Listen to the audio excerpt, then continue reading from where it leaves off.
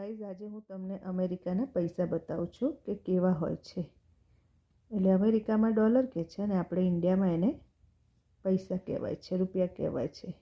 આ છે પેની, આ છે નિકલ, આ છે ડાઈમ અને આ છે ક્વાર્ટર્સ. સાઇઝ તમે જોઈ શકો છો. એટલે આને કહેવાય 1 પૈસો. પેની એટલે 1 પૈસો.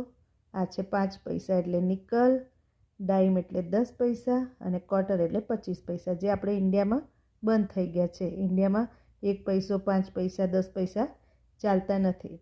તો આ રીતની એમની સાઇઝ હોય છે. જુઓ, 10 પૈસાની સાઇઝ સૌથી નાની છે અને 25 પૈસાની સૌથી મોટી છે. તે જ રીતે નોટોમાં આવે છે.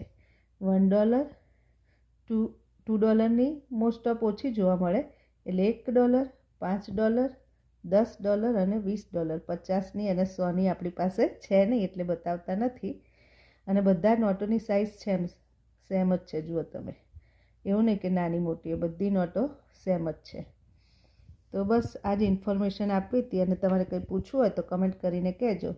$1 ઇન્ડિયાના 90 રૂપિયા, એ તો તમને બધાને ખબર જ હશે.